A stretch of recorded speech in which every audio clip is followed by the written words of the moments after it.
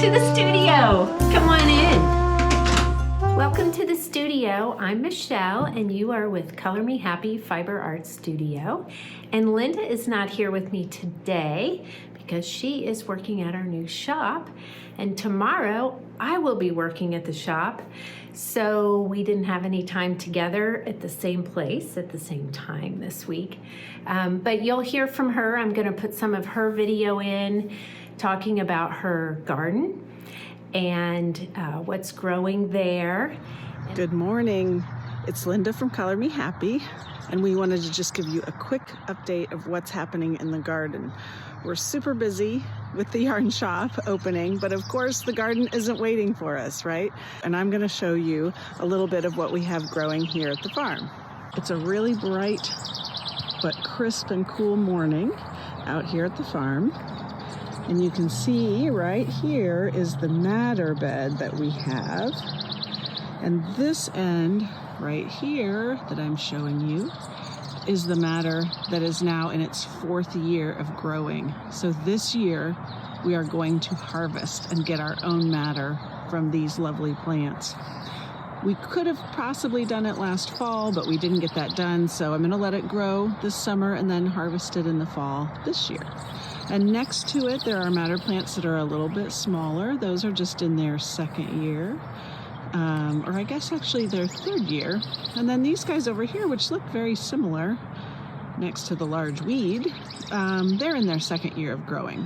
So I kind of have the bed divided into 3 different years. So the idea is we'll harvest from the furthest bed, and then the next year the middle bed, and then the year after that the bed to the far right.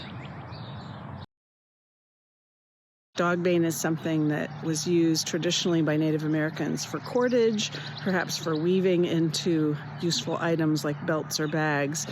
And so that you want to let stand over the winter and sort of naturally ret or begin to break down that outer tough shell or coating on the fibers.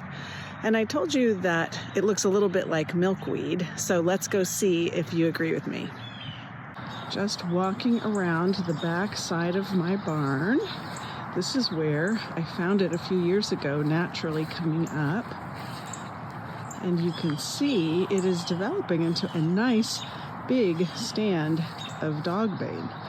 All these bright green plants here that are shooting up. I'll show you one up close. And you can see that the leaves do look a little bit like milkweed, but they are opposite leaves, and they're a little bit less thick. You do get a bit of a milky sap. They're in the same family. And then you'll get flowers up here, and generally much more branching of the leaves than you get with a milkweed plant. Dogbane is toxic to livestock, so you don't want to have it growing in your pasture if you have livestock around. But this is a nice stand that we'll harvest again, about 10 months from now, and see if we can add to our amount of natural fiber that we can harvest from this patch. And the studio garden is not in as great of shape. That's my responsibility. But it still has the sticks from last fall, and so I need to get out there and clean that up.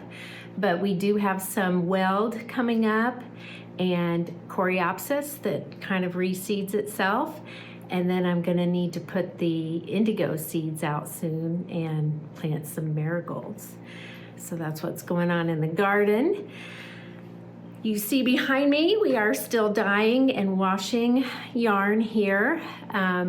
It's just a little slower than it has been, but we are replenishing that, and you'll see some pink Suri skeins behind me. Those are for Sarah.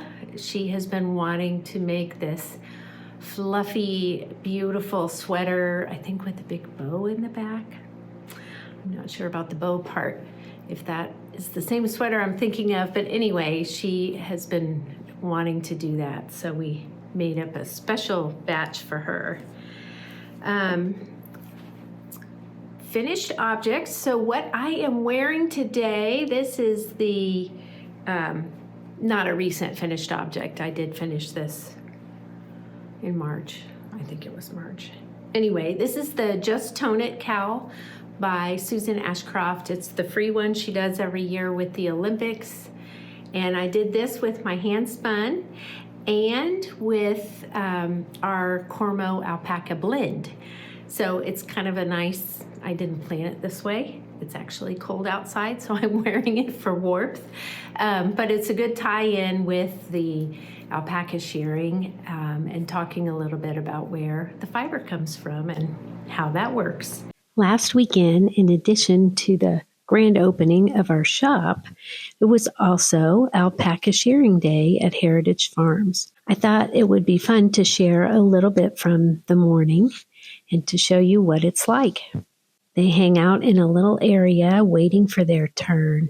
So you can see the alpaca have long ringlets of hair. And that's what gives Suri Alpaca yarn such a drapey, luxurious feel to it. They get sheared once a year, and during shearing time, that's also a time that they can trim their toenails and check their teeth and give them vaccines and just check them out in general. When it's their turn, the alpaca goes for a little walk and they get his picture, and then they bring him in, and they have to tie up their paws so that they can lay on the ground to have the shearing done. Most of them don't seem to mind getting their hair cut. Sometimes you'll hear some squealing and screeching, and once in a while you'll have a spitter, and they will spit green stuff, so they'll put a little sock around their nuzzle to calm them down and to keep that from happening. They keep really careful records. So for each alpaca, there is a bag with the alpaca's name on it.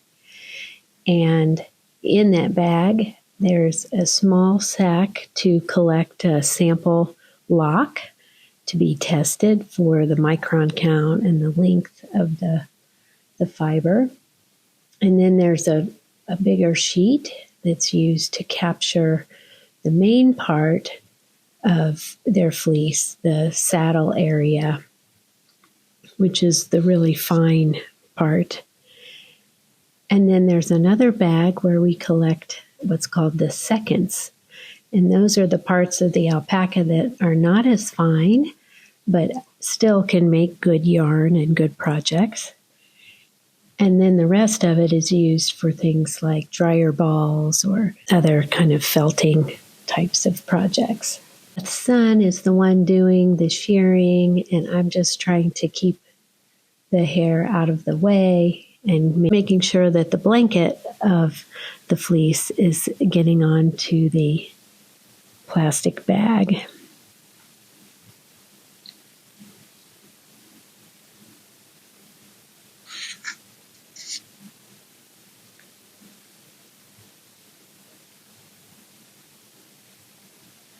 I think it's such an interesting process to see where the fiber comes from that we use in so many different ways. Every time I go up there, I learn something new, and I really enjoy being part of this, and I thought it would be fun to share it with you. And I did finish the the prospect tee, and I'll put in some pictures. That is actually at the shop as a sample, so I am not wearing it today. I did get to wear it last weekend, and it hadn't been blocked yet, but it still felt so light and soft and delicious to wear. Even though it has wool and yak in it, it also has some linen, and it's just spun very lightly, airily, I guess I would say. So it feels great for a spring top, and I think it'll be good for summer too, even though yak tends to be a warmer fiber. Linen is a cooler fiber, and we'll see how that works. But I really love how it knit up, and the pattern, it was fun. There was just enough interest without having to think too hard. So I like my projects. Well, I like to have multiple projects going at once. And my favorite is to just have some simple stockinette or an easy pattern to remember so I can do it while I'm watching TV or playing Scrabble or any other activity that involves not having to look very closely at my knitting. So that was a fun one because it has the stripes in it that are just either pearls or knit and purl in different places. And so it was pretty easy to remember and kept your interest while also being pretty quick as well.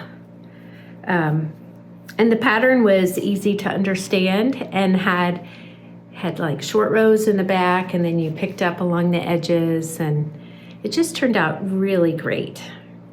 I'm picking up my knitting now. Actually, I don't want to do that because I want to show you what I am working on now. Oh, I guess I need to say too, the yarn I used for the finished object for the Prospect Tee is the Fior di Lino, which is from Mayak, and I just love it, and it has such beautiful colors in it. So that is my finished object. What is on my needles now is the Woolen Pine, Cloud Break Tee. Okay, and this, well, you can't really see. Okay. Oh, slip those right off the edge. This has a really unique construction because it's going to, it has those shoulder panels and a raglan together. So let's see, this is the back. So the shoulder is coming out, so it'll have a fitted shoulder, and I'm increasing as I go. So that's going to be fun. And then eventually I'll join in the front and it'll go around in the round. And I am knitting this with a brand new base from Sweet Georgia Yarns called Trifecta DK. And the trifecta is the 3 different fibers. So there's Blue Face Leicester, which is a fine to medium wool. It's soft, but it's a little bit longer, so it adds some sturdiness to your project. Mohair, which adds strength, and silk, also strength. So BFL, mohair, and silk. And so it gives it this beautiful sheen on it, and it just feels so good to knit with. So I'm really liking this, and it's not superwash. This is a natural fiber. So if you're looking for natural fibers with strength, but also soft for next to skin wear, it's really delightful. And I love Felicia's colors from Sweet Georgia. So that is on my needles now. And I have another fuzzy project that I am working on. I was gonna make a summer top, but I think with the fuzziness, I wanna actually make a cardigan. So I am looking for some cardigan patterns that would be Suri DK. So it'll be drapey, but very fuzzy and snuggly. So that's another one I will be working on at the same time. So another project I'm working on is spinning.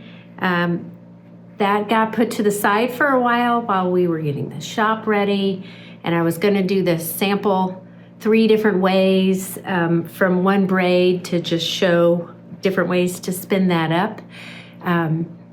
But I had so many things on my bobbins that I actually had to do some plying first. So that will be done this weekend, and then I'll be starting on that sample with the targi. I've done a little bit of spinning at the shop just to show people and to have some fiber there so people could try it out if they're spinners. And the targi is really nice and kind of creamy to spin, so I'm enjoying that, but I haven't gotten into the full sample spinning yet. All right, so that's about it on what's on my needles, what's in my project bag. Here is my project bag. This is from Beautiful Sisters. It is the Heather bag, and I love it because I like to knit and walk at the same time. So I keep my stuff in here, and then I can knit and walk. And then if I'm going to be sitting for a long time, I can tuck this around so then it looks more like a little bucket with the open top. So then it sits up like this. So it's really convenient and cute. Anyway, so that's just a little plug for Beautiful Sisters. I love their work, their stitching work, and they're from Indiana too. So that's what's in my project bags. So I wanted to share a little bit about what I've been making. I think I talked before about making a pillow with a short row pattern that was really designed to be a purse. And so that one is still waiting to be blocked and sewn into the pillow. I have to get that done soon though, because I am visiting my son in just a couple of weeks, and it's intended to be a new apartment warming gift for him. The other thing that I was working on this past month was a shop sample for flax and fiber. This was kind of a fun chance to work with a different fiber than we've used before at Color Me Happy, and I knit a shop sample out of the Mayak Baby Camel fiber.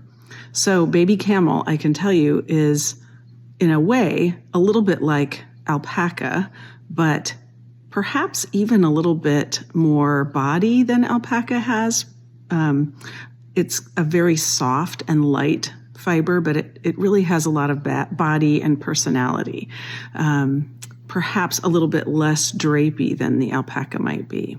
I made the Malibu Shawl by Isabel Kramer. That was a pattern that was initially released in the Baby Camel, and there's a 2-color version and a 3-color version. I decided to do the 2-color version because it used a little bit less skein, one less skein than the 3-color version, and I thought that might be a little more approachable for some of our customers. But I really like the design. It's got a nice mosaic design, and then the mosaic sections are interrupted by a simple stockinette stripe section. It's really, really nice. So we'll share a picture of that. I used 2 colors, Gobi, which is a really warm, nutty, medium brown, and then Midnight Teal, which is a nice, rich turquoise color. H&H Americas is next week in Chicago.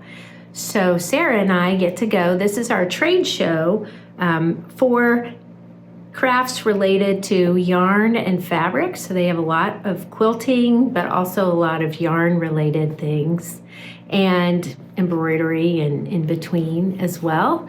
So that's a chance for us to get to see kind of what's new and to meet with different producers of the yarns and take some classes. So I'm really excited about that. And I went a couple of years ago with Maddie, and this will be my first time going up with Sarah, and she and I are the primary yarn buyers for the store. So it'll be fun for us to get to meet people and see different products and things like that. I'm really looking forward to being at Hoosier Hills the first part of June. So we've got to start pivoting a little bit in our thinking and looking toward that and thinking about what we're going to bring there. But we're really looking forward to seeing lots of our fiber friends from further away that we haven't been able to see yet this year. If you happen to be near Franklin or south side of Indianapolis, central Indiana, that first weekend of June, I believe it's June 4th and 5th, please come say hi. I'll be a little bit lonely since Michelle will be at her daughter's wedding in New York City. So we'd love to have you visit us. We'll be there at Hoosier Hills. The shop will still be open in Fishers, but I'll be at Hoosier Hills with much of our Color Me Happy inventory. So I hope to see you there. Thanks for joining us today, and we hope that wherever you are, you take time to create, connect, and celebrate community. And come visit us if you're in the area. We'd love to see you. Bye.